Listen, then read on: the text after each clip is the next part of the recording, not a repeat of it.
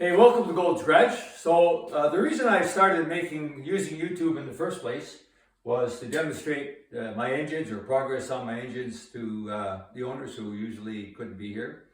And in the case of my Blue Flame 6, the owners are about 1,000 miles away from here, so I don't think they're going to stop by anytime soon. So the purpose of this video is to report some progress, and if you're a Blue Flame 6 guy or a Chev 6 guy, I hope you find this interesting as well. So the last video I made, it was a couple months ago, and the purpose of that video was looking for a rear part that I did not have. And this is the front timing cover plate that come off this engine. It goes right in behind the timing gears. And this is a 1962 engine, and that's the timing plate that it needed because the 1962 Chevrolet mounted these engines on the side with a motor mount very similar to the V8. In fact, the V8 motor mounts fit onto here. So in 1946, however, they mounted the front motor mount right under the front main bearing. And this engine is going in a 46 Chev truck. So I had to have that timing plate with the detail at the bottom with, it's got a ledge on it, hard to see in the camera, but there's two carriage bolts that bolt into the front motor mount. So I had to have that. Otherwise, the owner wouldn't be able to put it in the truck. So I solicited on YouTube, and one of my subscribers, thank you very much, found it for me. And another one, thank you very much, got it here for me. So I'm back in business. So I'm making some progress. The other issue with these engines is that they don't fit on an engine build stand the way a conventional V8 or most engines fit on the build stand. The bolt pattern at the back is different. So how I built this engine, if you look up, I call this my skyhook. When I built the shop, I put a beam in the ceiling and a little trolley that can go back and forth, comes up, and that way I was able to manipulate the engine. I used these 1/2-inch eye bolts. The cylinder head bolts on these 6s fortunately were a 1/2 inch, nice big strong bolts. So I was able to use that and some rigging to manipulate the engine. So I put it on its back to put the crankshaft in, turn it vertical to get the pistons and rods in, back on its back to get the oil pan on. And once the oil pan's on, I don't need to turn it anyways. So on the build stand it went. I'm not sure if you can see it in the camera, but these are pretty heavy engine. I wouldn't want to hang it on these stands anyway. I don't need to turn it anymore. Two bolts, which are 7/16, bolt into the back of the engine, and I built a little wood frame to hold the front of the engine up. So it's nice and sturdy, it's up at eye level and easy to work on.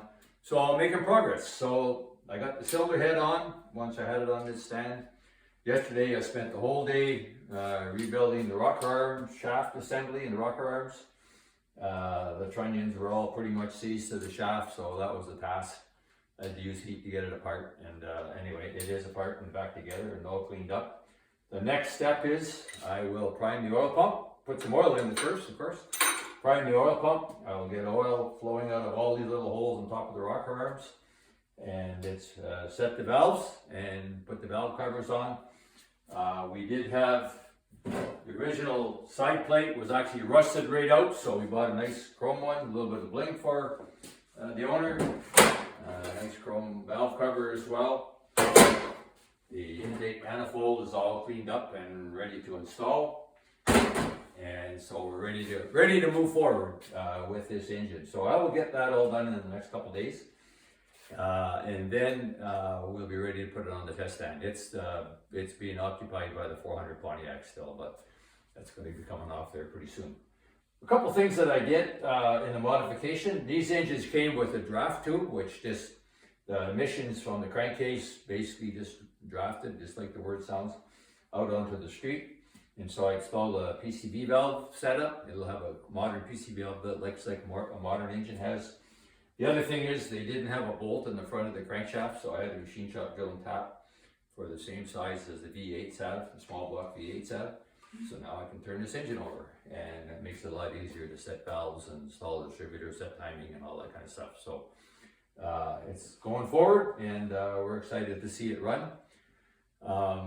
So if you're a YouTube fan and you're interested in Blue Flame 6s or any Chev 6, Please subscribe to my channel because I'll have another YouTube coming up when it's on the build stand, on the test stand, when it's running, and following that on the dyno. We're actually going to dyno this engine. No, we're not looking for big horsepower. These engines made about 120 horsepower, I think, and that's about all we're expecting. This is a completely stock build, and that's all we're expecting from it. The purpose of dynoing an engine like this, for me, is to prove its reliability, prove its durability. It's the ultimate torture test, and so I know when I ship this engine 1,000 miles away, it's going to go in the truck. They're going to be able to start it and run it and have no issues whatsoever. So once again, please subscribe. That's what makes YouTube make sense for any YouTuber, and watch for future videos on this engine. Thanks for watching Gold's Garage.